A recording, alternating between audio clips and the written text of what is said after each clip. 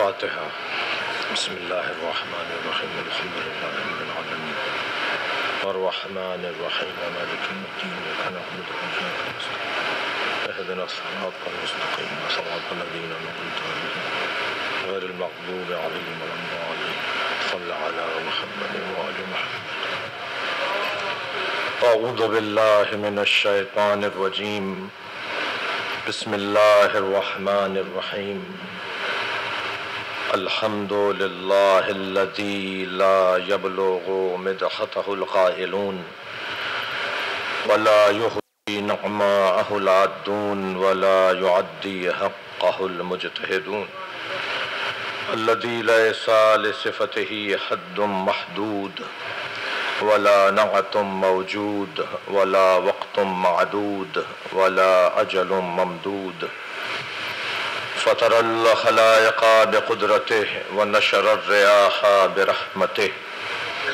الصلاة والسلام على الرسول المسدد المصطفى الأمجد المحمود الأحمد سيدنا ومولانا ومولى الكونين جد الحسن والحسين وعاني أبا القاسم محمد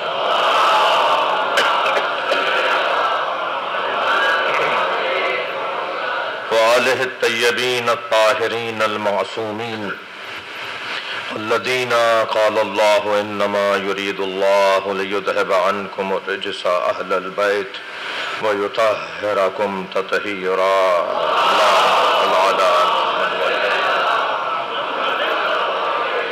ولعنة الله على أعدائهم أجمعين من يوم عداوتهم إلى قيام يوم الدين. أما بعد، قال الحكيم في قرآن الكريم: بسم الله الرحمن الرحيم. وقفوهم إنهم مسؤولون. صلوات.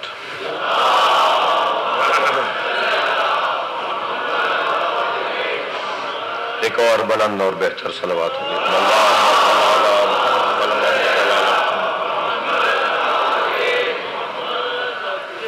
سورہ مبارکہ صافات کی آیت نمبر 24. اللہ اپنے اس کلام میں ارشاد فرما رہا ہے: وقفوہم، ان سب کو روکو، انہم مسئولون، ان سے پوچھا جائے گا. محشر کا میدان ہوگا اور ایک ایسا سوال کیا جائے گا جس کا جواب سارے سوالات کا جواب ہوگا. یعنی اگر اس کے علاوہ پوچھے گئے سوالات کے جوابات دیے گئے ہوں تو وہ منحصر ہیں، مشتمل ہیں اس ایک جواب پر کہ اگر یہ جواب ٹھیک تو سارے جواب ٹھیک، اور اگر یہ جواب غلط تو غلط جواب بھی ٹھیک ہونے کا امکان ہے، یعنی ازالہ ہو سکے گا. اس لیے کہ ہر ایک کا حال علیحدہ ہے، ہر ایک کی کیفیت علیحدہ ہے. کیونکہ الاعمال بالنیات، اعمال کا دار و مدار نیتوں پر ہے. ممکن ہے بظاہر کسی نے نماز ایسی پڑھی ہو جو فقہی طور پر آپ کو قبول نہ ہو، لیکن اس کی نیت میں سچائی تھی. وہ جس نیت سے نماز پڑھ رہا تھا وہ جانتا ہے اور اس کا اللہ جانتا ہے، اور وہ جیسی نماز پڑھ رہا تھا وہ آپ کو قبول نہیں ہے، فقہ کو قبول نہیں ہے، شرعی احکامات کے مطابق نہیں ہے. حضرت علی بن یقطین کو ذہن میں رکھتے ہوئے میری بات محسوس کریں گے آپ کہ حکم دیا جا رہا ہے آج کے بعد وضو اب ایسے نہیں ایسے کرو گے. تو بظاہر وہ وضو ویسے کر رہے تھے کہ جس وضو کو فقہ قبول نہیں کرتی، مگر کوئی کہہ سکتا ہے کہ علی بن یقطین کی نماز باطل تھی؟ توجہ ہے حضرات کی؟ لہذا ایک ایسا سوال ہے جو سوال تمام جوابات کو صحیح کروائے گا، اور وہ اگر غلط تو سارے صحیح سوال بھی غلط، سارے صحیح جواب بھی غلط۔ اب اس تمہیدی مقدماتی چند کلمات کے بعد اب وہ روایت سنیے کہ جب سرکار سے پوچھا گیا کہ کس بات کا سوال ہوگا، تو حضرت نے فرمایا کہ محشر میں اللہ کی آواز آئے گی وقفوہم، انہیں روکو، انہم مسئولون عن ولایت علی۔ صلوات پڑھ لیں محمد و آل محمد۔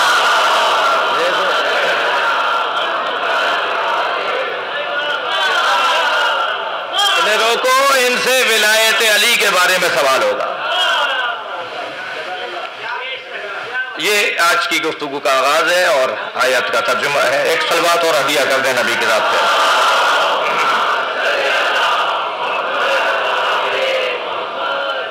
کل کی گفتگو میں اگرچہ بہت ہی تمیزی اور بہت ہی مقدماتی بات تھی، اور اصلی بات میرے محترم سننے والوں تک پہنچی تھی، اگرچہ وہ شرکاء 50% ہیں اور 50% وہ لوگ ہیں جو کل کی مجلس میں نہیں تھے۔ صاحبان دقت بیٹھے ہوئے ہیں، اہل علم ہیں، ادیب حضرات تشریف فرما ہے، نقاد تشریف فرما ہے، اور نقادوں کی ویسے کمی ہوتی جا رہی ہے، اور معاشرے میں خاص طور پر ادبی محافل اور مجالس میں نقادوں نے اس مجلس اور اس محفل کے معیار کو بلند کرنے میں بڑا خاص کردار ادا کیا ہے۔ خود میں خاندانی طور پر ایسا پس منظر رکھتا ہوں کہ جہاں مجلس کے بعد مجلس سے متعلق گفتگو مجلس کا حصہ شمار کی جاتی تھی،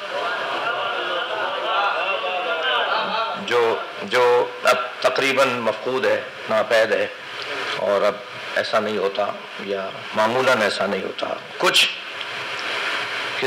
کافی حد تک جناب نجم الحسن جعفری صاحب نے، اللہ انہیں صحت عطا فرمائے، اور یہ ویسے ہی پہلے کی طرح، پچھلے سال کی طرح اور گزشتہ دنوں کی طرح، اگرچہ جو انہیں اس وقت تکلیف ہے اس کے باوجود جو ان کا مجلس کے اندر حاضری ہے، ان کی مجلس میں جو فعالیت ہے، جو وجود ہے، وہ شاید بہت سو کو میں نے کہہ دیا تو پتہ چل جائے گا کہ طبیعت اچھی نہیں ہے، ورنہ شاید بہت سو کو احساس بھی نہ ہو رہا ہو کہ انہیں کوئی مسئلہ ہے، یعنی ایک معالجے سے گزر رہے ہیں۔ اللہ آپ سب کو صحت عطا فرمائے۔ نجم الحسن جعفری صاحب کی صحت کے لیے، شمیم صاحب تشریف فرمائے، ان کی صحت کے لیے، شخصیات تشریف فرمائے ہیں، بزرگوں کی صحت و سلامتی کے لیے، اس وطن کی ترقی اور بہتری کے لیے، اس کے مسائل میں آسانی کے لیے، اس کی نظریاتی اور زمینی سرحدوں کی حفاظت کے لیے بلند تر صلوات۔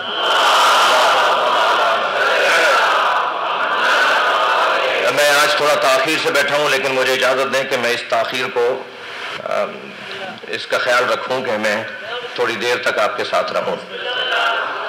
کل تک کی گفتگو یہ ہوئی کہ اللہ چاہتا یہ ہے، رسول اللہ چاہتے یہ ہیں کہ علی کی بات ہو۔ اللہ اور اللہ کا رسول یہ چاہتا ہے کہ ہر جگہ ہر بات علی کی بات سے شروع ہو، یعنی ہر مجلس جو کم سے کم دو لوگوں کی ملاقات پر مشتمل ہے، کوئی مجلس، کوئی ملاقات کم سے کم دو لوگوں پر ملاقات ہوگی تو مجلس مکمل ہوگی، وہ بغیر علی کی بات کیے مکمل نہ ہو۔ زینوا مجالسکم بذکر علی بن ابی طالب، اپنی ملاقاتوں کو علی کے ذکر سے زینت دو۔ ایک میرے بہت محترم اہل سنت عالم دین ہیں، انہوں نے اپنے مدرسے کا نام تبدیل کر کے مولا علی کے نام پہ رکھا ہے، اور کتاب بھی مولا علی کے نام پر انہوں نے کئی کتابیں اب تو لکھ چکے ہیں مولا علی کی شان میں۔ جب کسی نے ان سے پوچھا کہ یہ تبدیلی، یہ بہتری، یہ حالات کا بدلنا کیسا ہے، تو فرمانے لگے کہ 20 سال سے میرا خطبہ ایک نمازی نماز جمعہ میں آ کے سنتا تھا، ایک دن مجھ سے کہنے لگا کہ یہ حدیث ہے یا نہیں کہ نبی نے فرمایا کہ اپنی مجلسوں کو علی کے ذکر سے زینت دو، تو میں نے بے ساختہ کہا کہ ہاں یہ حدیث ہے، تو کہنے لگا اگر یہ حدیث ہے تو 20 سال سے میں آپ کا خطبہ سن رہا ہوں، آپ تو علی کی بات نہیں کرتے۔ تو کہنے لگے اس نے مجھے جھنجھوڑ ڈالا، اس نے مجھے ہلا ڈالا، اور اس کے بعد میں نے یہ طے کیا کہ آج کے بعد کوئی خطاب نہیں کروں گا مگر اس خطاب کا عنوان علی کی ذات ہو۔ پیغام میں جو نبی مکرم نے دیا کہ اپنی مجلسوں کو علی کے ذکر سے زینت دو، یہ سرکار کا فرمان سنی شیعہ نے لکھا، اس کا مطلب یہ ہے نا کہ علی کی بات اتنی ہے کہ ہوتی رہے گی، بات ختم نہیں ہوگی۔ اتنے گوشے، اتنے پیغامات، اتنے اس کے اندر پہلو، اتنے زاویے ہیں مولا علی کی ذات کے اندر اور ان کے پیغامات کے اندر اور ان کی تعلیمات کے اندر کہ ہمیشہ مولا علی کی بات ہو، مگر پھر بھی کوئی یہ نہ کہہ پائے کہ بات پوری ہو گئی، اب تو کچھ کہنے کو رہا نہیں۔ میں خود حقیر فقیر سا ذاکر خطیب مولا کے نہج البلاغہ پر بھی اگر ہم بات کرنے کے لیے ارادہ کریں تو شاید 100 سال سے زیادہ کی خطابت کا دورانیہ گزر جائے گا، مگر نہج البلاغہ بیان نہیں ہو پائے گی۔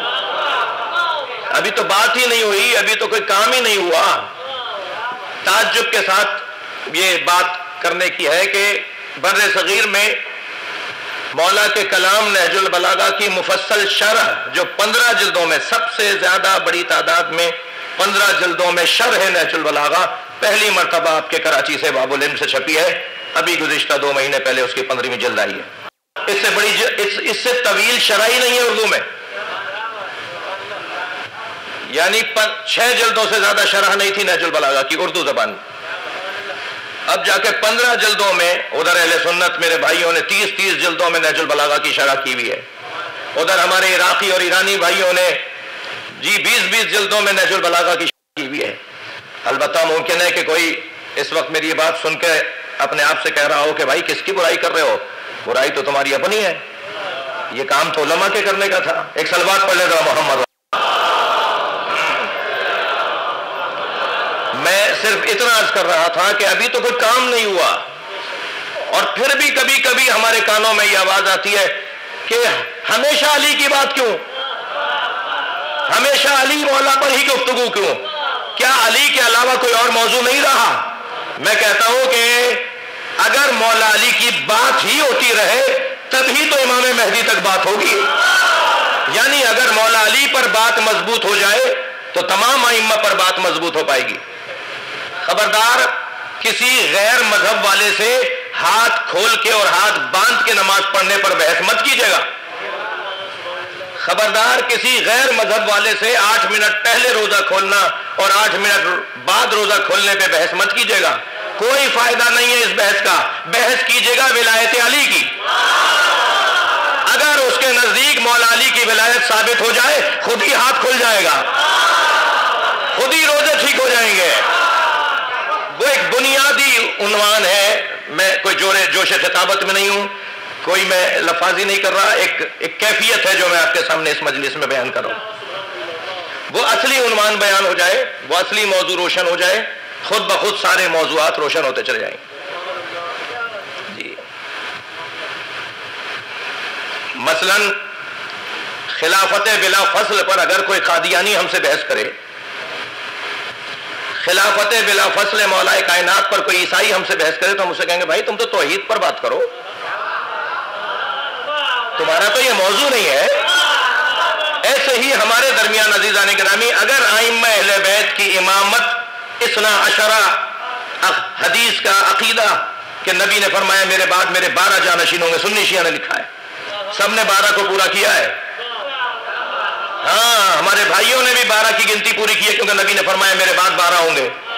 اب یہ اور بات ہے کہ کسی کے 12 پورے ہوتے ہیں بیچ میں فاصلہ ڈال کے، اور ساتھ میں یہ بھی لکھا جاتا ہے کہ کوئی مر جائے اور اپنے زمانے کے امام کی معرفت حاصل نہ کرے تو وہ کفر کی موت مرتا ہے۔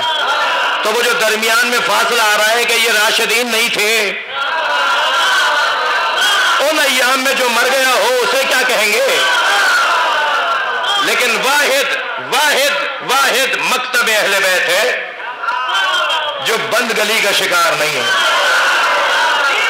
صلوات پڑھ لے محمد و آل محمد۔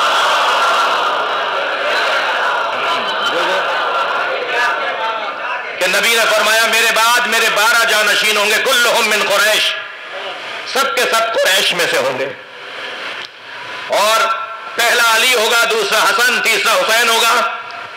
فرمایا 9 من ولد الحسین، اور 9 میرے حسین کے بیٹے ہوں گے۔ یہ نبی بتا کر گئے، سنی شیعہ کتابوں میں ہے۔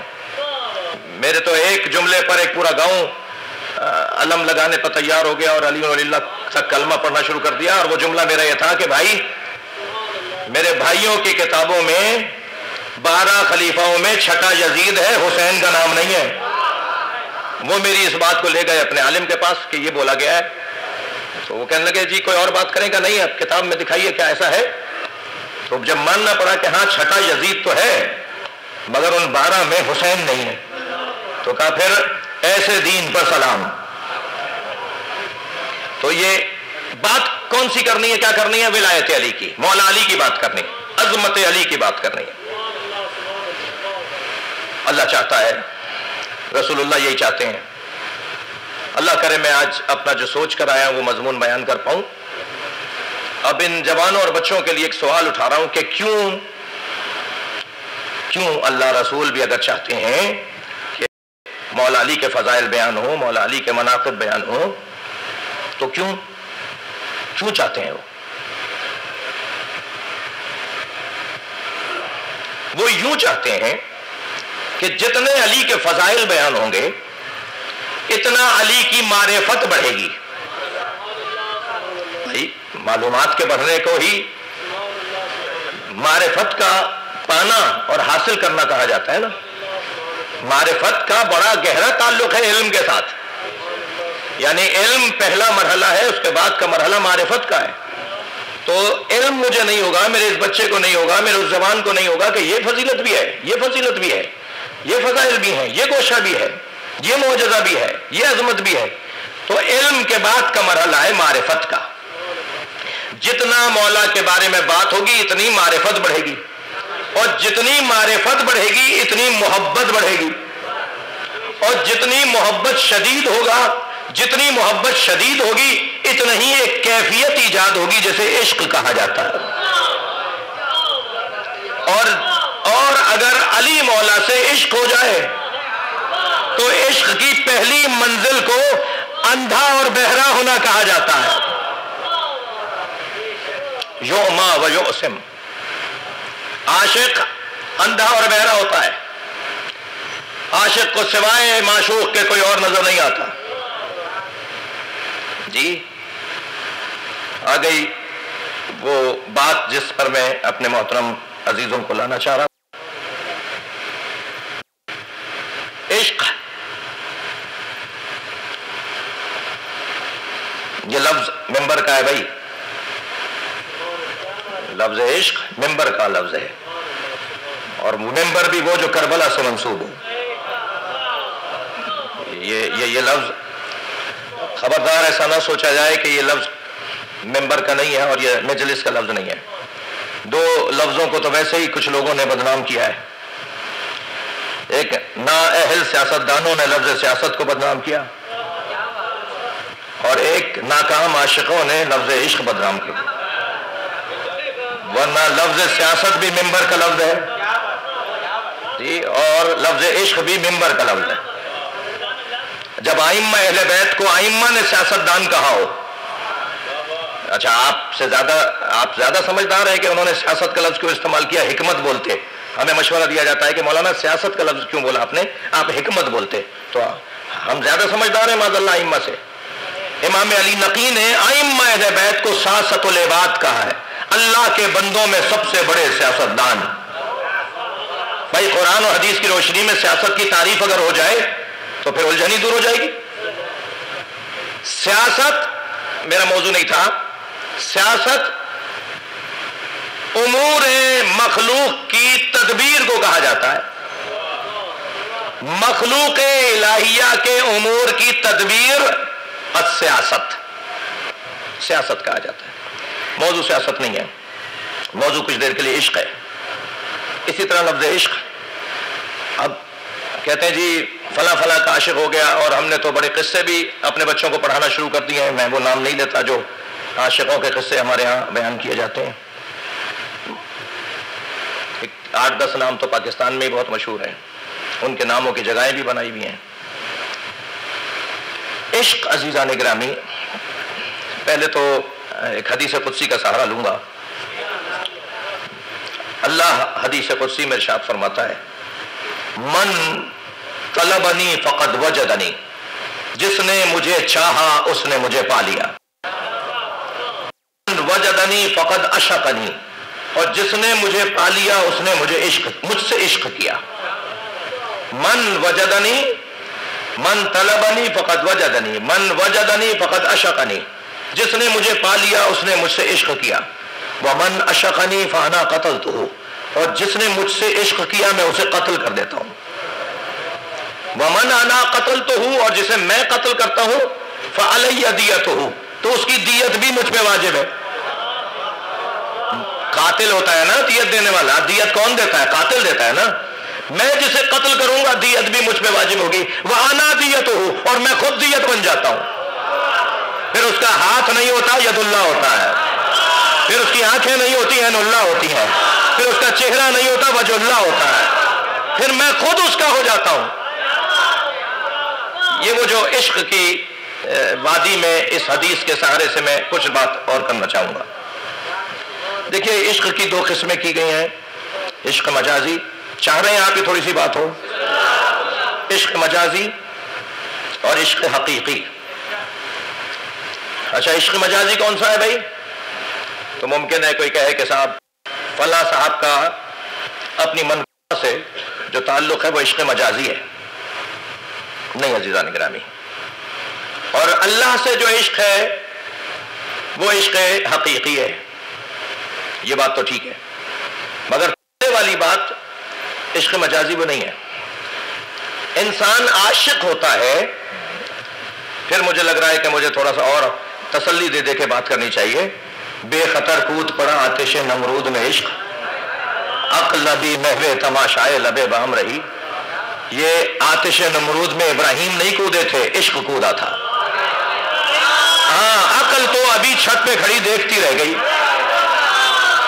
اور پھر خود علامہ اقبال، پھر مجھے یاد آ گئے، اقبال کہتے ہیں عشق پر اعمال کی بنیاد رکھ، نماز روزہ حج زکات مجلس ماتم یہ عشق کی بنیاد پہ ہونا چاہیے۔ اس لیے کہ علامہ اقبال کہتے ہیں، اب آپ دیکھ رہے ہیں اس جگہ اس جگہ مجھے کچھ جگہ نظر آ رہی ہیں کہ جہاں پہلو بدلنے کی جگہ نہیں ہے، یہاں بدنوں کو تکلیف ہو رہی ہے نا، مگر روح کو تو غذا مل رہی ہے۔ یعنی احساس ہی نہیں ہو رہا کہ ہم تکلیف میں بیٹھے ہوئے ہیں۔ یہ جو احساس اذیت بدن، یہ جو بدن کی تکلیف کا احساس مٹانا اگر مطلوب اور مقصود ہونا تو وہاں آ کر اپنے بدن کو استعمال کیا جائے جہاں وادی عشق کی ہو۔ علامہ کہتے ہیں عشق پر اعمال کی بنیاد رکھ، عقل کو تنقید سے فرصت نہیں۔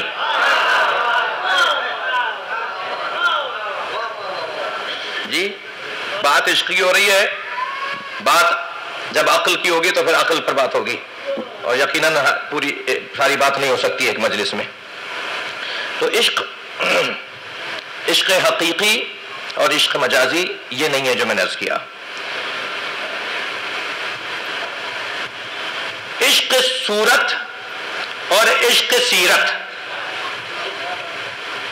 عشق صورت جو ہے وہ عشق مجازی نہیں ہے، عشق غلط ہے۔ عطار نیشاپوری کا نظریہ یہ پورا فلسفہ ہے جو میں آپ کے سامنے رکھ رہا ہوں۔ اس میں اقبال کا بھی کچھ گوڑ ڈال رہا ہوں، میں عطار نیشاپوری کا ڈال رہا ہوں، مولانا روم کا ڈال رہا ہوں، بابا طاہر کا ڈال رہا ہوں۔ یہ جتنے بھی فلسفی لوگ گزرے ہیں ان وادیوں میں ان سب کے تھوڑے تھوڑے گوڑ ڈال رہا ہوں اپنی مجلس میں۔ جی عطار نیشاپوری کہتے ہیں کہ یہ جو عشق جسے مجازی عشق کہا جاتا ہے یہ عشق صورت ہے، اور عشق صورت عشق نہیں ہے۔ یعنی صورت اچھی دیکھ کر، شکل اچھی دیکھ کر، جوانوں سے بھی گزارش کروں گا کہ اچھی شکل و صورت دیکھ کر فیصلے نہیں کرو۔ جی کیا معلوم کہ جو صورت اچھی نظر آ رہی ہے اس کی سیرت اچھی ہے، لہذا یہاں معشوق کے پالینے پر عشق تمام ہو جائے تو وہ عشق غلط ہے نا۔ عطار نیشاپوری کہتے ہیں یہ عشق غلط عشق ہے جو معشوق کے پالینے پہ ختم ہو جاتی ہو، جو ختم ہو جائے معشوق کے پالینے پہ۔ عشق صحیح کیا ہے؟ عشق صحیح ہے جو عشق سیرت ہے، جو عشق معرفت ہے، جو باطنی حسن دیکھ کر عشق کیا جائے وہ عشق حقیقی ہے. عشق ہے. اب عشق حقیقی جو سیرت اور معرفت کے مطابق ہو رہا ہے اس کی پھر دو قسمیں ہیں. ایک عشق مجازی ہے اور ایک عشق حقیقی ہے. زلیخا کا حضرت یوسف کے ساتھ عشق غلط تھا، مگر اس عشق غلط کا تعلق کیونکہ نبی کے ساتھ تھا، کیونکہ دروازہ صحیح تھا، کیونکہ رخ صحیح تھا، سمت صحیح تھی، اس لیے اللہ نے اس عشق کو بدنام نہیں ہونے دیا. بالآخر اس عشق کو عشق حقیقی میں بدل دیا. اور آخر میں کیا کہ ہوا کہ جب تک زلیخا کو حضرت یوسف کی صورت سے عشق تھا تو زلیخا پیچھے پیچھے اور یوسف آگے آگے. اور جب زلیخا کو حضرت یوسف کی معرفت کے بعد ان کی سیرت سے عشق ہوا تو اب زلیخا آگے جاتی تھی، یوسف پیچھے جاتے تھے. ہاں الٹا ہو گیا. صلوات پڑھے ذرا محمد والے.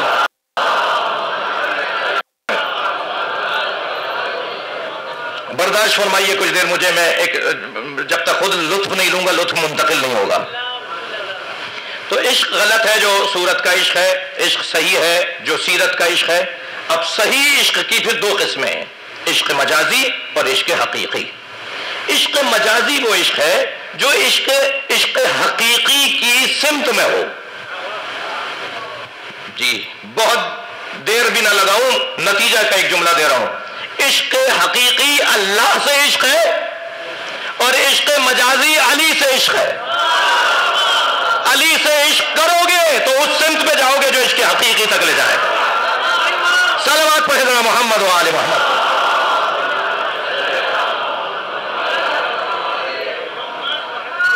دلیل دوں گا. بابا طاہر کے 4 مصرے بڑے مشہور ہیں. شاعر ہے بھائی بابا طاہر، کوئی پاکستان میں نہیں ہے. کہتے ہیں یکی درد یکی درد یکی درمان پسندت. کوئی ہے جو درد پسند کرتا ہے اور کوئی ہے جو علاج پسند کرتا ہے. یکی وصل یکی ہجران پسندت. کوئی وصل کو پسند کرتا ہے اور کوئی جدائی کو اور ہجران کو پسند کرتا ہے. من از درد و درمان و وصل و ہجران. بابا طاہر کہتے ہیں مگر میں درد و درمان و وصل و ہجران میں سے پسندم مانچرا جانان پسندت. میں تو وہ پسند کرتا ہوں جو میری جان پسند کرتی ہے.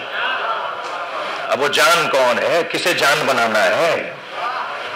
کسے اپنا معشوق بنانا ہے؟ کسے اپنی جان بنانا ہے؟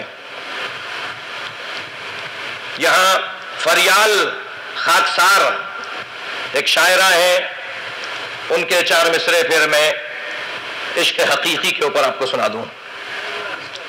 وہ کہتی ہیں کہ امروز کے در دام تو افتاد ہم اے عشق. ابرار بھائی، امروز کہ من در دام تو افتاد ہم اے عشق، گفتی کے در ان باغ پرز گل قفسی نیست. تم نے مجھے یہ کہا کہ اس پھولوں سے بھرے باغ میں کوئی قفس نہیں ہے، کوئی پنجرا نہیں ہے. تو میں تمہارے کہنے پر اس باغ میں آ گئی اور میں تمہاری عاشق ہو گئی. امروز کے در دام تو افتاد ہم اے عشق. کیوں میں تمہارے دام میں پھنسی؟ اس لیے کہ تم نے کہا تھا اس امروز کہ گفتی کے در ان باغ پرز گل قفسی نیست. تم نے یہ کہا تھا کہ اس باغ میں کوئی پنجرا نہیں ہے، تو میں پھنس گئی. تعریف منز عشق ہمانست کے گفتم. میں جو عشق کی تعریف کر چکا وہی ہے جو ہے. عشق کی تعریف یہ نہیں ہے کہ پھول دکھاؤ، خوبصورتیاں دکھاؤ، چمک دکھاؤ، بلکہ میں نے جو عشق کی تعریف کر دی وہ یہی ہے. وہ کیا ہے؟ وہ یہ ہے کہ در بندے کسی باش کہ در بندے کسی نیست. تم اس کے اسیر بنو جو کسی کا اسیر نہیں ہے. صلوات پڑھے گا محمد و آل محمد. بھائی میں نے اپنے حساب سے بڑی محنت کی ہے اپنا اس مطلب کو پہنچانے کے لیے. عشق کی تعریف ایک فلسفی کے مطابق ایک شاعر ادیب کے مطابق یہ ہے کہ در بندے کسی باش کہ در بندے کسی نیست. تم اس کے اسیر بنو جو کسی کا اسیر نہیں ہے. اب ذرا ابن ابی الحدیث معتزلی سنی عالم دین جنہوں نے 20 جلدوں میں نہج البلاغہ کی شرح لکھی ہے، ان کی 5ویں جلد میں مولا علی کے بارے میں جو ان کے ذاتی خیالات اور مولا علی کی معرفت میں جو کچھ انہوں نے کہا، سے ایک جملہ جو میرے مضمون میں ہے. کیا کہا ہے شاعر نے کہ در بندے کسی باش کہ در بندے کسی نیست، تم اس کے اسیر بنو جو کسی کا اسیر نہیں ہے. وہ کہتے ہیں ابن حدید معتزلی استغناءہ عن الکل، علی کی افضلیت پہ دلیل دے رہے ہیں. مولا علی سب سے افضل، بعد از خدا و رسول علی سے بڑا کوئی نہیں. یہ معتزلی دلیل دے رہے ہیں، فرماتے ہیں استغناءہ عن الکل دلیل انہ افضل من الکل. علی کسی کے محتاج نہیں تھے، یہی دلیل ہے سب سے افضل تھے. صلوات پڑھیں گے محمد و آل محمد. کوئی ایک مثال لا کے بتائیے کہ مولا علی نے کسی سے مسئلہ پوچھا ہو.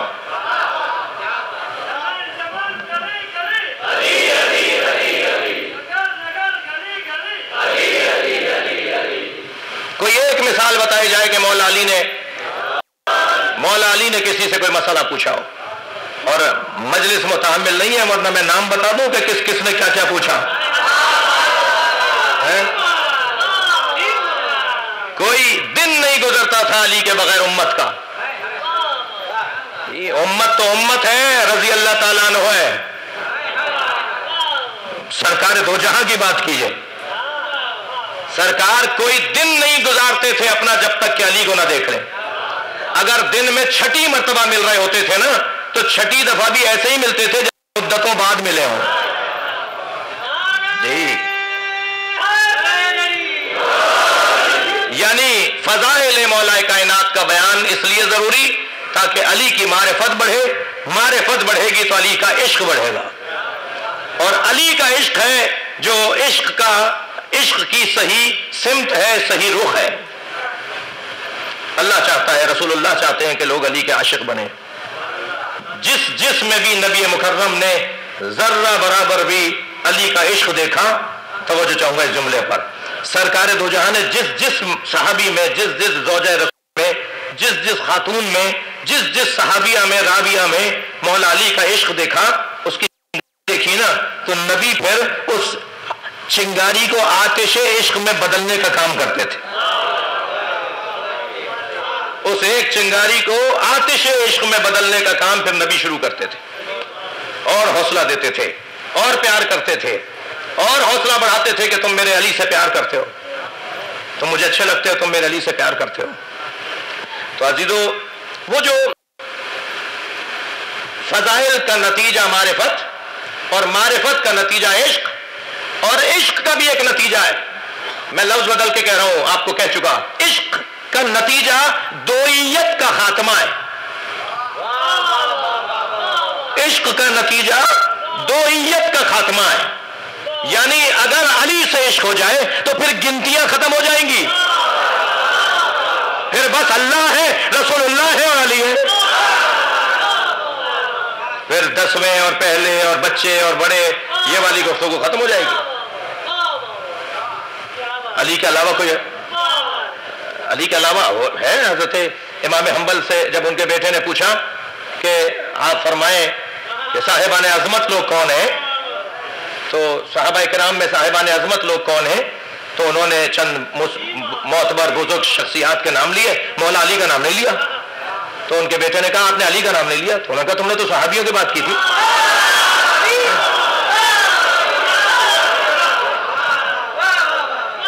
یعنی ایک پھر ایسی کیفیت ہوگی کہ پھر بات جب علی کی ہوگی تو علی کی ہوگی. اور یہ میں نہیں کہہ رہا بھائی، میں اپنا گلا پھاڑ کے نہیں کہہ رہا، یہ خود علی بن ابی طالب نے فرمایا لا یقاسو بآل محمد احد من هذه الامہ. خبردار، آل محمد کے برابر میں اس امت کے کسی فرد کو مت بٹھانا. اس امت کے کسی فرد کو آل محمد کے برابر میں لا کے نہ بٹھانا. کیفا یصوا، اب علی مولا کا جملہ، کیفا یصوا من جرت نعمتہم، وہ ان کے برابر کیسے ہو سکتے ہیں جو ان کے ٹکڑے کھاتے ہوں. صلوات پڑھے محمد و آل محمد.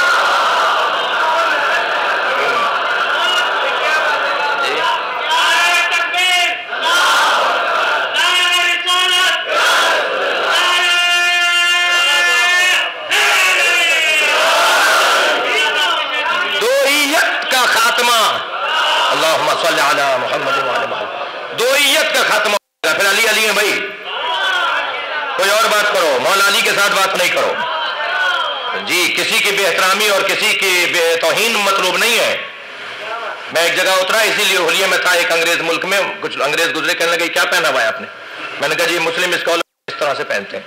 تو وہ خاتون ان میں تھی، کہنے لگی آپ مسلم اسکالرس میں سے ہیں تو پروفٹ محمد کے گھر کو مانتے ہیں یا دوستوں کو؟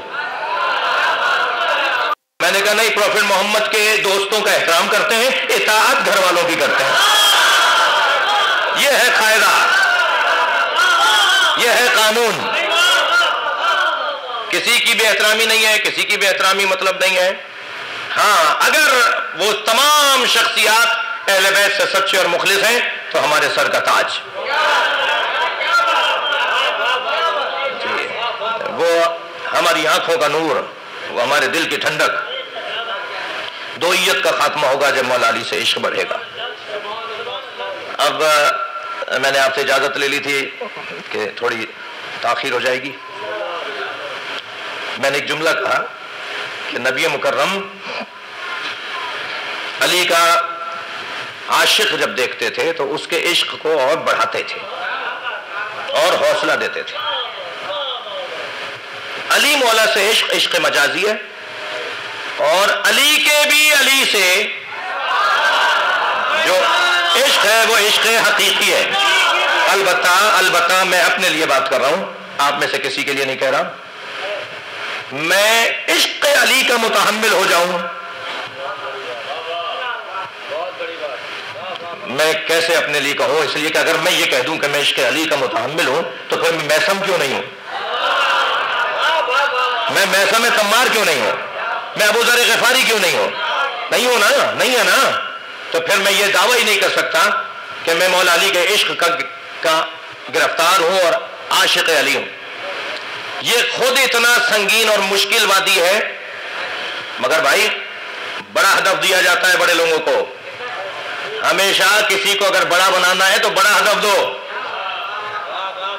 میں معافی چاہوں گا، کچھ لوگ کہتے ہیں صاحب پاکستان میں جو مزارات ڈائریکٹ بلا فاصل اہل بیت سے جڑے ہوئے مزارات ہیں، بی بی پاک دامن رضی اللہ تعالی عنہ، رضوان اللہ تعالی علیہ السلام، حضرت عبداللہ شاہ غازی، یہ دونوں ہستیاں اہل بیت کے زمانے کی ہستیاں ہیں. حضرت مسلم کی زوجہ، حضرت عباس کی بہن، مولا علی کی دختر، پاکستان میں لاہور میں آپ کا مزار مقدس ہے حضرت عبداللہ شاہ غازی. مگر ان دونوں مزاروں پر آپ کا کیا واسطہ؟ ہم سے لوگ یہ سوال کریں گے کہ صاحب نہ تو آپ وہاں کی انتظامیہ میں ہیں، نہ آپ وہاں پر کوئی نوکری کر رہے ہیں، نہ آپ وہاں پر کوئی خدمت کر رہے ہیں. آپ تو چلے بھی جائیں تو آپ مزاج ہی بڑا عجیب و غریب ہے. یعنی اگر وہاں حاضری دے رہے ہیں تو میرے قبیلے کے لوگ تو بہت کم جا رہے ہیں. کیوں؟ خدا نخواستہ میں اس کی حوصلہ افزائی نہیں کر رہا کہ ایسا صحیح ہو رہا ہے. جانا چاہیے آپ کو اور مجھے جانا چاہیے. کبھی کبھی حاضری دیتا ہوں، لاہور جاتا ہوں، یہاں حاضری اور سلام کے لیے جاتا ہوں. ہم سب کو جانا چاہیے. لیکن جو بات اصلی کرنے جا رہا تھا وہ یہ تھی کہ ہم اس گھرانے سے اپنے تعلق کو اولویت دیتے ہیں. یعنی اگر ہم سے کوئی کہنا صاحب آپ ان کو کیوں نہیں مانتے اور صرف انہی کو کیوں مانتے ہیں، تو انہیں بھی جواب دے رہا ہوں. ہم جس گھرانے سے اپنا ہمارا تعلق گہرا ہے وہ اتنا اونچا گھرانہ ہے کہ ان سے ہی عشق کے تقاضے مکمل نہیں ہو رہے. دو طرح کے گھڑے رکھے ہوئے ہو نا، ایک پانی ہے اور ایک میٹھا پانی ہے. تو کون ہے جو دونوں کے ہوتے ہوئے میٹھے پانی کو چھوڑے گا؟ ہماری کچھ کیفیت ایسی ہے، جب دل کرتا ہے کربلا چلے جاتے ہیں، جب دل کرتا ہے نجف چلے جاتے ہیں. یعنی حضرت عبداللہ شاہ غازی کو سلام کرنے کے ہی برابر کا سا بعض پاکستانیوں کا خرچہ ہوتا ہے نجف جانے کا، تو پھر نجف چلے جاتے ہیں۔ اللہ کے رسول بھی یہی چاہتا ہے کہ احترام سب کا رہے، مگر تمہارے مورد نظر علی ہو، تمہارے پیش نظر علی کی ذات ہو۔ جب ہم سب سے تعلق توڑ کر ایک مرکزی نقطے کے اوپر جائیں گے، توجہ چاہوں گا، اللہ کرے جو میں کہہ رہا ہوں وہی منتقل ہو، جب ہم اس مرکزی نقطے کی طرف جائیں گے تو جو انقطاع ہے نا ہمارا، انقطاع وہ خود بہت بڑی طاقت ہے۔ صحیفہ سجادیہ میں امام سجاد کی دعاؤں میں سے ایک دعا ہے، امام کے نام پہ صلوات، فرماتے ہیں الہی ہب لی کمال الانقطاع الیک، یا اللہ مجھے اپنے علاوہ سب سے لا تعلق ہونے کی صلاحیت عطا فرما، میں سب سے منقطع ہو جاؤں اس کا مجھے کمال عطا فرما۔ قرآن کیا کہہ رہا ہے سورہ یوسف کے اندر؟ ان الذین آمنوا اشد حبا للہ، جو علی ہے نا، جو حسن و حسین ہے، جو یہ گھرانہ ہے، یہ اشد حبا للہ، یہ اللہ کے عشق کے گرفتار ہے۔ اچھا، یہ تو پھر مجھے یاد آ گیا کہ جب مولا علی جنگ صفین کے بعد کربلا سے گزرے، اویس ہدیہ کر رہا ہوں اپنے مہمان کو، تو مولا نے وہاں کربلا سے گزر رہے ہیں، کربلا کا واقعہ بعد میں ہوگا، مولا علی جنگ صفین کے بعد کربلا کی وادی سے گزرے ہیں، تو آپ نے فرمایا سواریاں یہاں روک دو، قیام کرو، خیمے لگاؤ، ہم کچھ دیر یہاں رکیں گے۔ تو کسی نے پوچھا مولا یہیں کیوں رک رہے ہیں، کوئی اور وادی، بہتر وادی؟ تو فرمایا ہا ہنا مسارع الشاق، یہ عاشقوں کے اترنے کی جگہ ہے۔ صلوات پڑھیں امام حسین کے ذات پر۔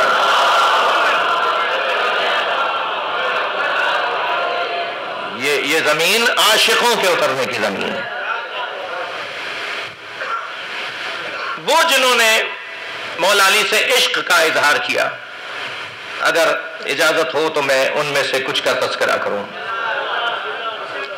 کیسے ممکن ہے کہ میں علی کے عاشقوں کا ذکر کروں اور ایک بڑا روشن نام میثم تمار کا نہ آئے؟ میثم عاشق علی، عاشق علی جی۔ اچھا، میثم کو تمار کہتے ہیں، کھجور بیچنے والا، تمر کھجور، اور جس کا سروکار تمر سے زیادہ ہو تمار جی، زیادہ مبالغہ، تغلیب۔ تمر کھجور میٹھی چیز ہے نا، تھوڑا سا گردن ہلاؤ بچوں، کھجور میٹھی چیز ہے نا، میثم کا کام ہے مٹھائی بانٹنا، میثم کا کام ہے لذیذ اور میٹھی چیز عام کرنا، پھیلانا۔ لاتے ہیں مختلف طرح کی کھجوریں اور پھر بلا کر اپنے دکے پر اپنی دکان پہ بھیج دیتے ہیں۔ تو مجھے اگر ایک جملہ کہنے کی اجازت ہو کہ میثم تمار ہی تھے، مگر وہ حلاوت عشق علی بانٹنے والے تھے۔ یعنی میثم میں تمار عشق علی کے مبلغ تھے، میثم کا کام ہی یہ تھا کہ کسی طرح لوگوں کو عاشق علی بنایا جائے۔ ایک دن دکان چھوڑ کر گئے، مولا علی کا وہاں سے گزر ہوا، دکان پہ طرح طرح کی مختلف باغوں کی مختلف قسموں کی کھجوریں رکھی ہوئی ہیں۔ علی کو دیکھ کر کچھ فقیر سامنے آ گئے، علی ہمیں کچھ چاہیے۔ حضرت نے فرمایا جو کھجوریں رکھی ہیں لے جاؤ، اور وہ میثم کی دکان کی ساری کھجوریں فقیروں میں مولا علی نے بانٹ دی۔ اب میثم آتے ہیں واپس، مولا وہیں کھڑے ہیں۔ میثم نے آ کے دیکھا، مولا نے میثم کو دیکھا، فرمایا میثم ہم نے تمہاری کھجوریں فقیروں میں بانٹ دی۔ تو میثم نے بے ساختہ کہا مجھے کیا ملے گا؟ ہاں، جب میثم نے کہا نا مجھے کیا ملے گا، تو مولا نے فرمایا میں تمہارے حوالے۔ بہت بڑا سودا ہو گیا۔ صلوات پڑھیں محمد و آل محمد۔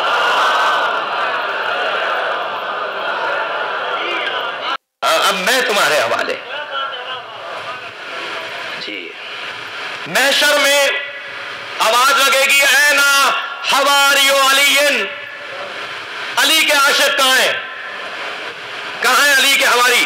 یہاں حواری سے مراد جو علی کے علاوہ کسی کو دیکھتے ہی نہیں تھے، علی سے جڑے رہتے تھے، جس علی کا سایہ نہیں تھا اس کا سایہ بن کے رہتے تھے. آواز آئے گی محشر میں این حواری علی، علی کے حواری کہاں ہیں؟ فیقوم عمر ابن حمق و محمد ابن ابی بکر و میث بن یحییٰ و اویس قرن. 4 لوگ نکل کر آئیں گے اور اللہ آواز دے گا انہیں پہچانو، یہ علی کے عاشقان.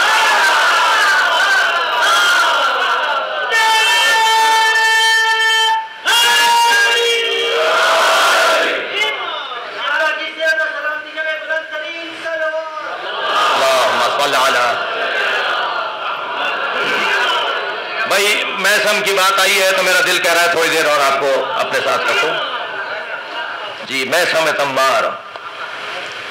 ایک دن مولا تک خبر آئی کہ انہوں نے ایسی جگہ کھڑے ہو کر میرے فضائل پڑھے ہیں جہاں فضائل بیان کرنا میثم کی موت کے مترادف ہے. تو بلایا میثم، تم نے سنا ہے ایسا کیا ہے؟ تو کہا مولا میں آپ کا ذکر اپنی زندگی کا حاصل جانتا ہوں. تو فرمایا میثم یہ سعادت تمہیں ہمیشہ رہے گی اور یہاں تک کہ تم میری محبت میں سولی چڑھائے جاؤ گے. اور پھر ہاتھ پکڑ کر آئے اور ایک چھوٹے سے کھجور کے پودے کی طرف اشارہ کر کے کہا یہ درخت بنے گا اور تمہیں اس درخت پر، یہ جو درخت آج پودا ہے اس درخت پہ تمہیں لٹکایا جائے گا اور میثم تمہاری زبان کھینچی جائے گی، تمہارے ہاتھ پیر کاٹے جائیں گے، تمہارا لاشا اس درخت پہ لٹکایا جائے گا. تو سنیں گے میثم نے بے ساختہ جیسے ہی کہا نا مولا نے کہ ایسا ہوگا، میری محبت میں ایسا ہوگا، تو میثم نے فوراً زمین پہ گر کے سجدہ شکر کیا. تو حضرت نے فرمایا میثم تم اپنی کربناک اور اذیتناک موت پر شکر کر رہے ہو؟ کہ مولا شکر اس پہ کر رہا ہوں کہ موت ایسی ہوگی اور وہ بھی آپ کی وجہ سے. تو خصہو، اب روایت سنیے، خصہو بہی علم البلایا والمنایا.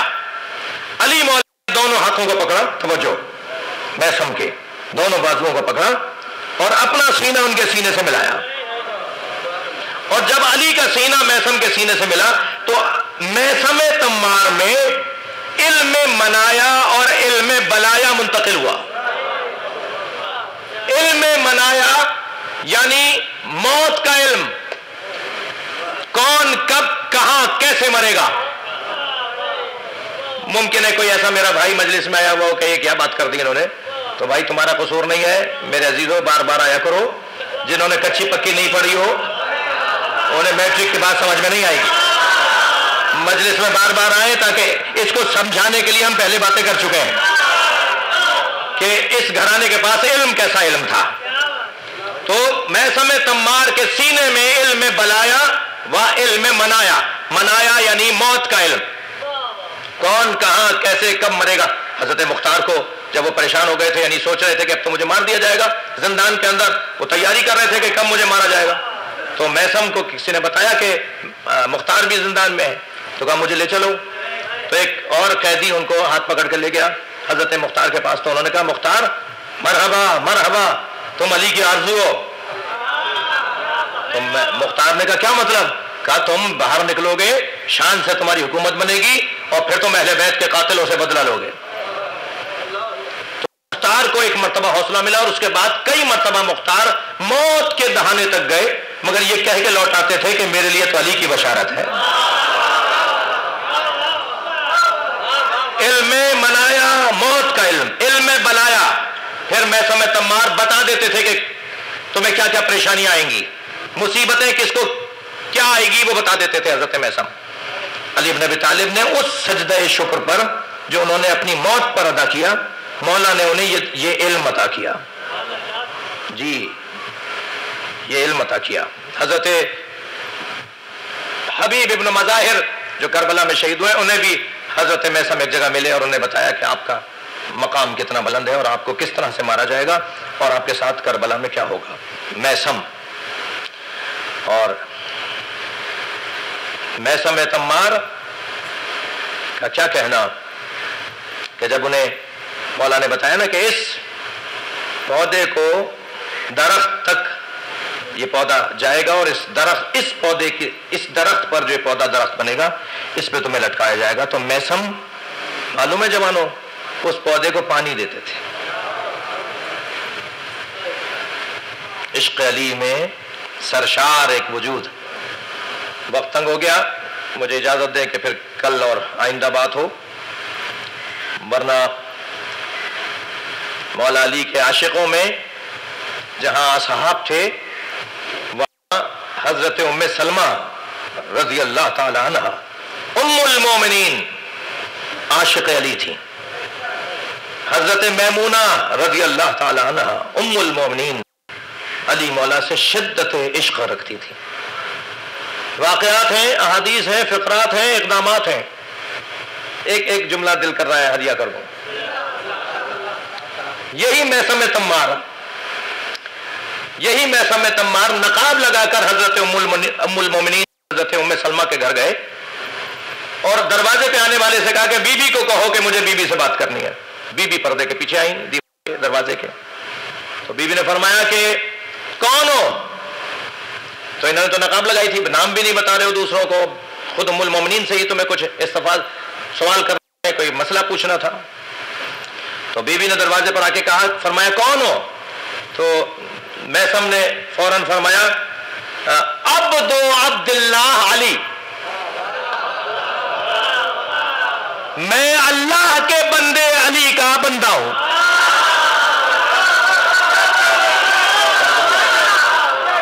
کیا جملہ ہے, کیا ترکیب ہے.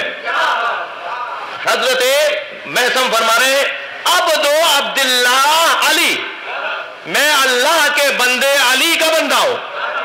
تو یہ تو آپ نے سنیا ماشاءاللہ, کافی اچھا سنا آپ نے, مگر اس کے بعد والا جملہ سنیں. بے ساختہ جناب ام سلمہ نے کیا فرمایا؟ بے ساختہ بیوی نے فرمایا انا امت علی, میں علی کی کنیز ہوں.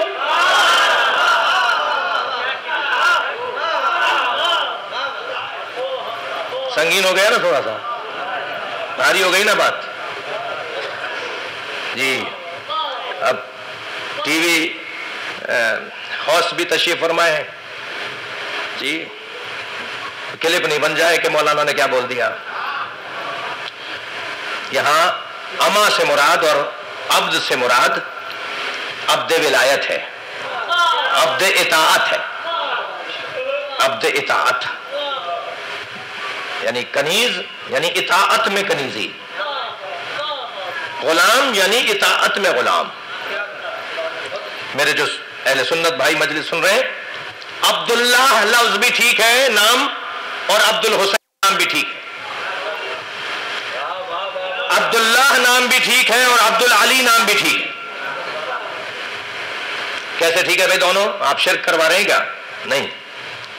عبداللہ بھائی بڑے بڑے پہاڑ جیسے علماء, عبد الحسین امینی صاحب الغدیر, اتنا بڑا نام. عبد العلی ملتان میں ہمارے ہاں ایک بہت بزرگ عالم تھے, علامہ سابقی صاحب کے والد, حسنین سابقی صاحب کے والد, اور پھر ایران عراق میں بھی اور پھر دنیا میں بھی, اور پھر ائمہ اہل بیت کے زمانے سے. اللہ کی بندگی کو کہتے ہیں عبد عبادت, اور اللہ رسول اور اہل بیت کی بندگی کو کہتے ہیں عبد اطاعت. یعنی ہم اللہ کے لیے عبداللہ ہیں عبد عبادت میں, اور علی کے لیے عبد علی ہے عبد اطاعت میں. اطاعت اور فرما برداری میں بندگی, یہ ایک پورا باب ہے, پورا عنوان ہے, حل شدہ مسئلہ ہے. یہ کوئی جلدی میں نہیں کہا گیا, یہ بات اس پر کام ہوا ہے, کتابیں لکھی گئی ہیں. حضرت ام سلمہ فرماتی ہیں یہ کیا بات کی تم نے کہ میں علی کا غلام ہوں, ہم بھی تو علی کے غلام ہیں. تو پھر فرمایا کہ بی بی مجھے آپ سے یہ مسئلہ پوچھنا ہے. بی بی نے وہ مسئلہ ان کا کہ میں نے نبی سے یہ سنا, اس کا حل دیا. حضرت میمونہ, حضرت ام سلمہ, یہ مکمل ان کی کوشش ہوتی تھی رہی کہ کسی طرح لوگوں کو علی سے جدا نہ ہونے دیں, ہمیشہ لوگوں کو علی کے ساتھ جوڑے رکھیں, اس لیے کہ علی کے ساتھ جوڑنا در حق کے ساتھ جوڑنا ہے. جی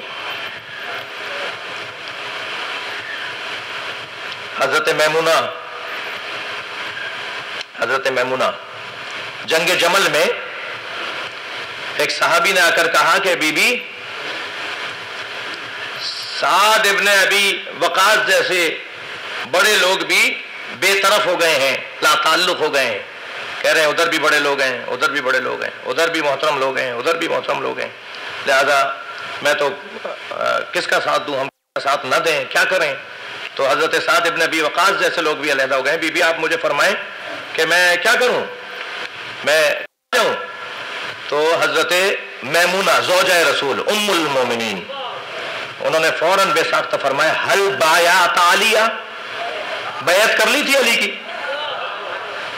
جب اس نے پوچھا کہ میں کیا کروں تو حضرت نے فرمایا ہل بایعت علیہ، علی کی بیعت کر لی تھی؟ اس نے کہا نعم میں نے بیعت کر لی تھی. تو فوراً فرماتی ہیں فرجع ولا تضلون الصف، واپس جاؤ صف نہ بگاڑو. عجیب تعبیر ہے. بے ساختہ زوجہ رسول نے فرمایا واپس جاؤ صف نہ بگاڑو، اس لیے کہ میں نے رسول اللہ سے سنا ہے کیا ما ذل ولا ذل بہ، میں نے علی کے بارے میں رسول اللہ سے سنا ہے کہ نہ علی خود گمراہ ہے اور نہ علی کے ساتھ ہونے والا گمراہ ہوتا ہے. صلوات پڑھنے محمد و آل محمد. اور پھر اس صحابی محترم نے فرمایا بی بی اور بھی کچھ فرمائیں تاکہ مجھے حوصلہ ملے، تاکہ میں علی کی میں نے جملہ کہا تھا نا یہ عاشق بنانے والے لوگ، یہ عشق علی میں اضافہ کرنے والے لوگ. اس نے کہا بی بی اور بھی کچھ فرمائے. فرمایا سمعت من رسول اللہ، میں نے رسول اللہ سے سنا علی آیت الحق و رایت الحق و سیف اللہ الذی یصل علی الکفار والمنافقین. میں نے رسول اللہ سے سنا ہے علی آیت الحق بھی ہے، علی رایت الحق بھی ہے، علی اللہ کی حق کی نشانی بھی ہے اور علی اللہ کا پرچم بھی ہے، اور علی کی وہ تلوار، علی وہ اللہ کی تلوار ہے جو ہمیشہ کافروں اور منافقوں پہ چلتی ہے.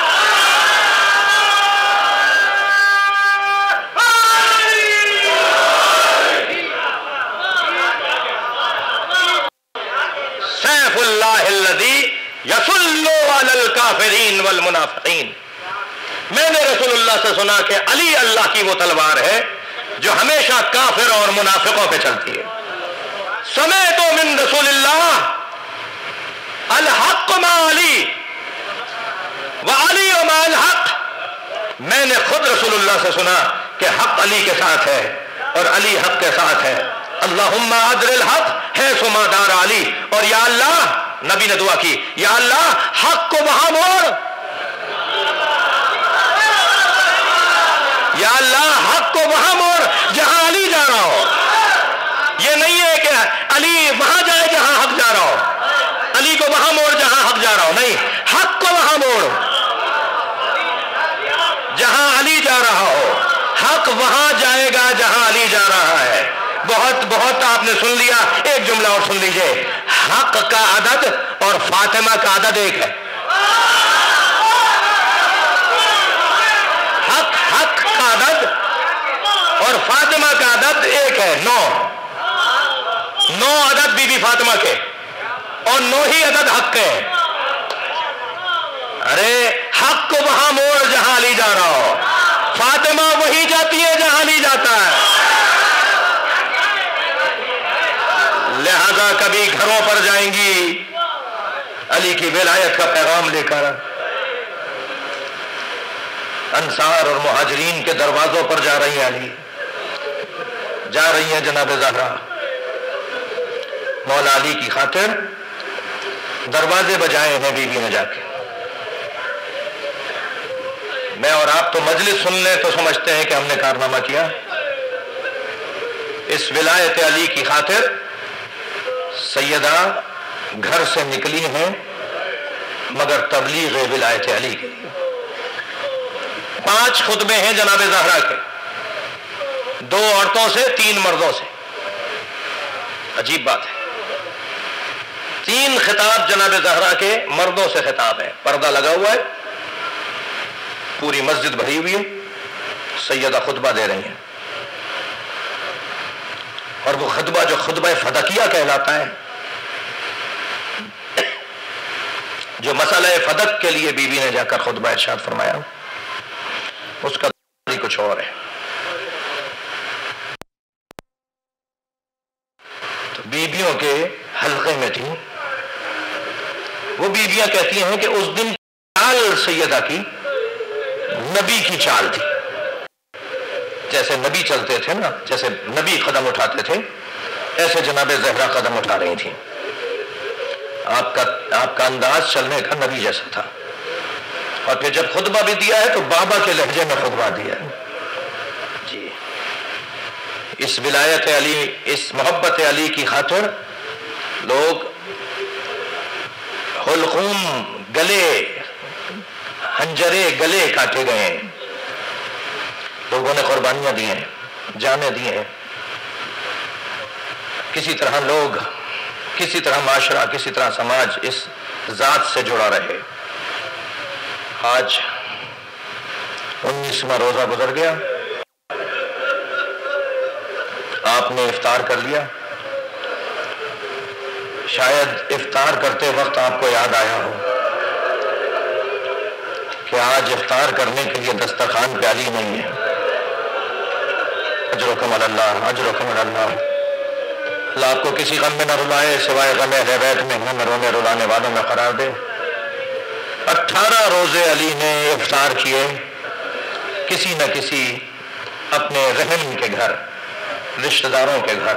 صلہ رحمی کا بھی بڑا پیغام ہے اس روایت کے اندر کہ روزانہ کسی نہ کسی رشتہ دار کے گھر افطار کیا ہے. مگر 18واں روزہ فرمایا بیٹا حسن، بہن ام کلثوم کو کہو کہ میں آج کا روزہ تمہارے گھر افطار کروں گا. میں رونے والوں سے پوچھوں، مجلس میں خواتین بھی ہیں، بیویاں بھی ہیں، بیٹیاں بھی ہیں. بیٹیوں کو باپ سے کتنی محبت ہے اور باپ بھی بیٹیوں سے کتنا پیار کرتے ہیں. یہ ایک فطری مسئلہ ہے. گھروں میں آپ کا مشاہدہ ہوگا کہ بیٹیاں باپ سے زیادہ لپٹتی ہیں اور باپ بھی ذرا بیٹیوں کا زیادہ خیال کرتے ہیں. یہ پیار ہے بیٹی اور باپ کا. میں نے یہ کربلا کے میدان میں بھی دیکھا ہے. اجرکم اللہ، اجرکم اللہ. میں نے جب دیکھا کہ جب ذوالجناح خبر شہادت لے کر آیا تو ذوالجناح ڈھونڈ رہا تھا کہ سکینہ کہاں ہے. اس خیمے پہ جا کے رکا جس خیمے میں جناب سکینہ تھی اور زمین کربلا پہ ایسے پیر مار رہا تھا جیسے ماتم کر رہا ہو. جب بی بی نے بابا کے گھوڑے کی آہٹ سنی نا تو خیمے سے باہر آئی. کیا دیکھا کہ خالی گھوڑا کھڑا ہے، زین ڈھلکی ہوئی ہے، رکابیں زمین پہ خط بنا رہی ہیں اور بابا نہیں ہے مگر بابا کی سواری آ گئی ہے. تو آگے جو بڑھی تو گھوڑے نے گردن جھکانا شروع کر دی. جب ذوالجناح نے ان کے آگے اپنی گردن جھکا دی نا تو بی بی نے اس کے سر پہ ہاتھ رکھ کے ایک سوال کیا اور سوال یہ تھا، یا جواد ابی هل سقیا ابی ام قتل شانا. اے میرے بابا کے باوفا گھوڑے، مجھے اتنا بتا دے پانی پلا کر مارا؟ میرا بابا پیاسا بہت تھا. اجرکم اللہ، اجرکم اللہ. جن کے مذہب میں رونا جائز ہے وہ تکلف کر کے نہ رو. اللہ آپ کو کوئی غم نہ دے سوائے غم اہل بیت کے. ہمیں رونے اور رلانے والوں میں قرار دے. جناب ام کلثوم کے گھر آئے مولا علی اور مولا علی نے جناب ام کلثوم کے گھر جب دسترخوان دیکھا نا، بی بی نے بھی، بیٹی ہے نا، سوچا ہوگا یہ بنا لوں، یہ پکا لوں، بابا کے لیے یہ رکھوں گی. میرے گھر میرے بابا آ رہے ہیں، میرے گھر میرے بابا آ رہے ہیں. دسترخوان سجایا ہوگا نا، لیکن پھر خیال آیا کہ بابا کو تو اچھا نہیں لگتا کہ دسترخوان پہ بہت ساری غذائیں ہوں. تو پھر بی بی نے کم کر کر کے 3 چیزیں رکھی.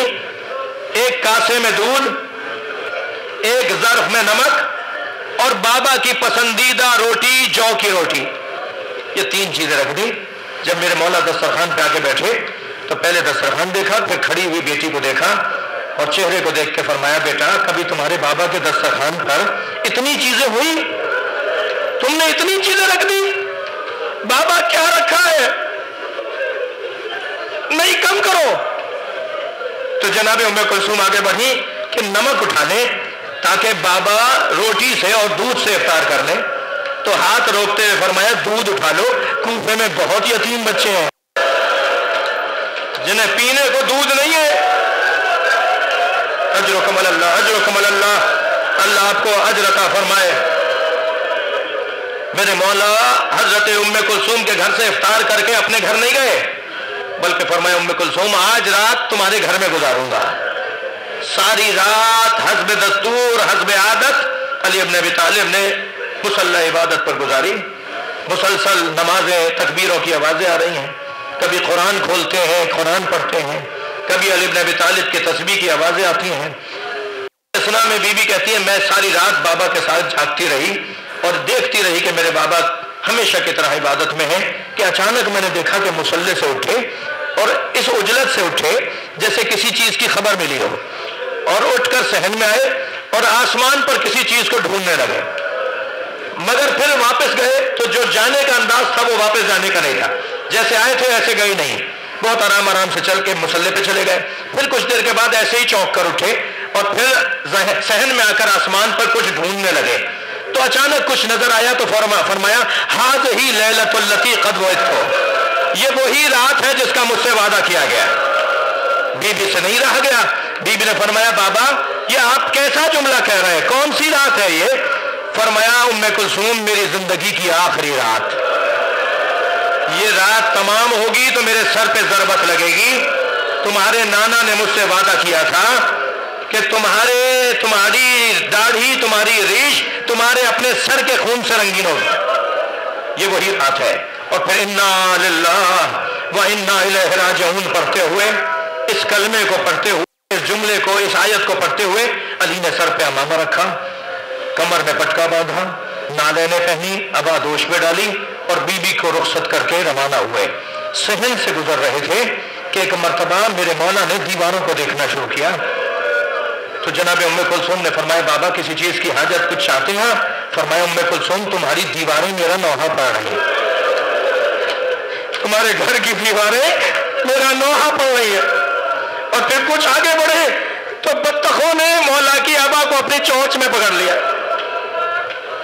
علی نے رستہ بدلا، پھر وہ سامنے آ گئی، پھر رستہ بدلا، پھر وہ سامنے آ گئی، تو زمین پر بیٹھ گئے اور ان پر ہاتھ پھیرتے ہوئے فرمایا اے ام کلثوم تمہارے گھر کی یہ مرغابیاں میرا نوحہ پڑھ رہی ہیں، میرا ماتم کر رہی ہیں، دیکھو انہیں اگر رکھ سکو تو رکھنا، کھلا سکو تو رکھنا، ورنہ انہیں آزاد کر دینا۔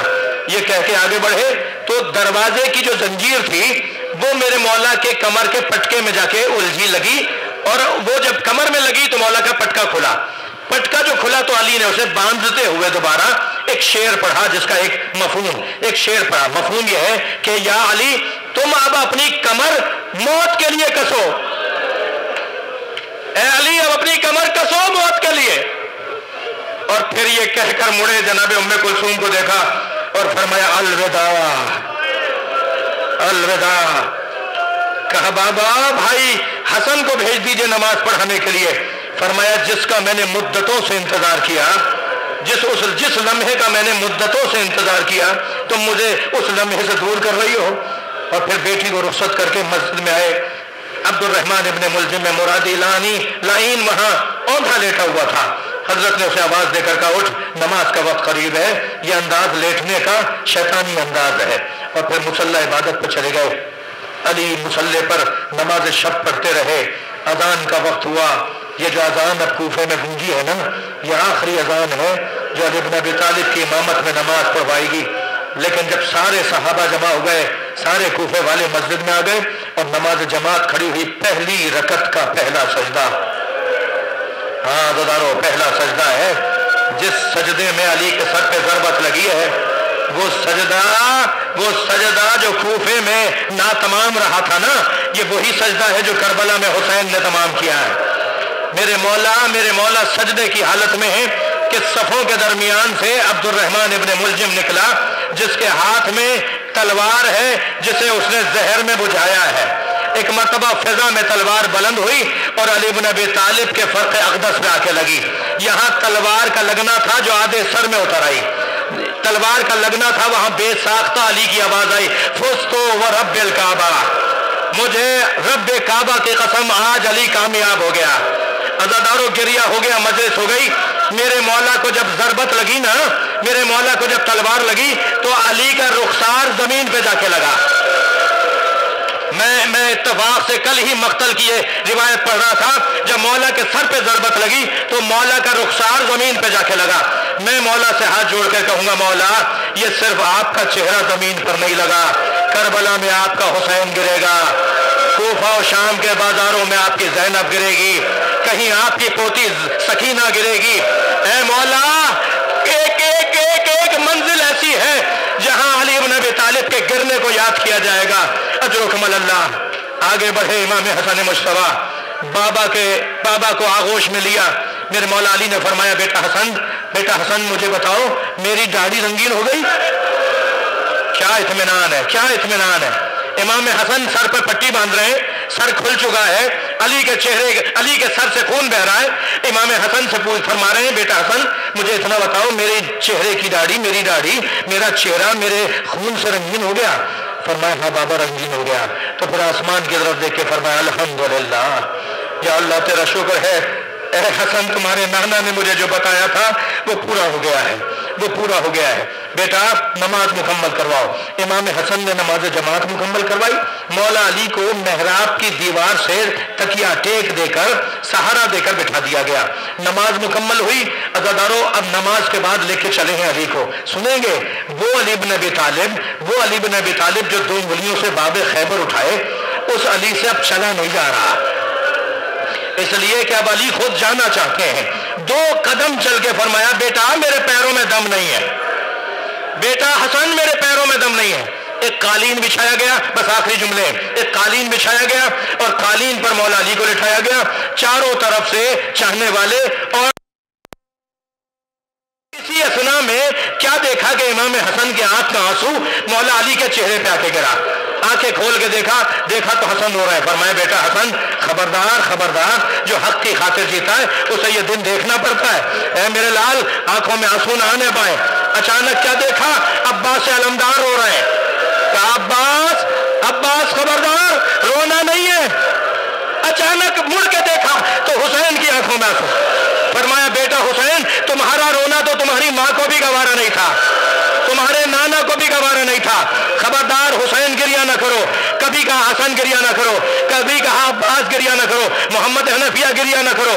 علی سارے رستے، بس آخری جملہ، علی سارے رستے بیٹوں سے کہتے رہے بیٹا گریہ نہ کرو، حسین گریہ نہ کرو، لیکن جیسے ہی گھر میں داخل ہوئے سامنے سے زینب کو آتے دیکھا، علی کی آنکھوں میں آنسو آتے، خود علی رو دیے۔